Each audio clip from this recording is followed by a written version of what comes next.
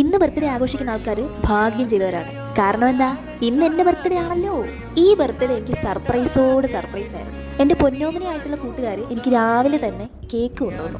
ഈ ജനസാഗരത്തിന് എൻ്റെ ബർത്ത്ഡേയുടെ യാതൊരുവിധ ബന്ധമില്ല. ഇവരൊക്കെ വൈവയ്ക്ക് വന്ന ആൾക്കാരാണ്, എനിക്ക് വൈവയില്ല. എനിക്ക് ഇന്ന് കിട്ടിയ രണ്ടാമത്തെ സർപ്രൈസ്, ചായ കുടിക്കാൻ ഞങ്ങൾ ഡെയിലി പോകുന്ന കടയിലെ ചേട്ടന്മാരെ എനിക്ക് സർപ്രൈസ് ആയിട്ട് മിഠായി. അവർ മാത്രമല്ല കേട്ടോ, താഴെ നിന്ന് ആ മോള് അവരെല്ലാം എനിക്ക് കൊണ്ടുവന്ന് മിഠായി. പക്ഷേ ഈ ഒരു സർപ്രൈസ് ഞാൻ എക്സ്പെക്ട് ചെയ്യുന്നതിനും അപ്പുറമായിരുന്നു കേട്ടോ. എന്നാ ഒരു പീസ് നിങ്ങൾക്ക്. ബർത്ത്ഡേ ആകുമ്പോൾ ഒരു പാല വിട്ടാൽ അങ്ങോട്ടും ഇങ്ങോട്ടും എന്നാണല്ലോ. സോ ഇവർക്ക് അങ്ങോട്ട് ഞാൻ എന്തെങ്കിലും കൊടുക്കണമല്ലോ. പക്ഷേ ഈ സിസ്റ്റം മാത്രം എനിക്ക് തീരെ അങ്ങോട്ട് ഇഷ്ടപ്പെടുന്നില്ല. 1400 രൂപ ഉണ്ടായിരുന്നെങ്കിലും എന്തൊക്കെ വാങ്ങിക്കരുത്.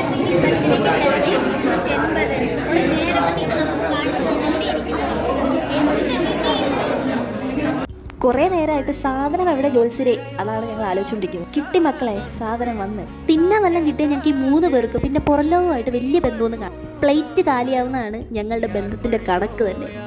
എൻ്റെ ഈ LLB ജീവിതത്തിൽ എനിക്ക് കിട്ടിയ നല്ല 2 സുഹൃത്തുക്കളാണ് ഇവർ രണ്ടുപേരും.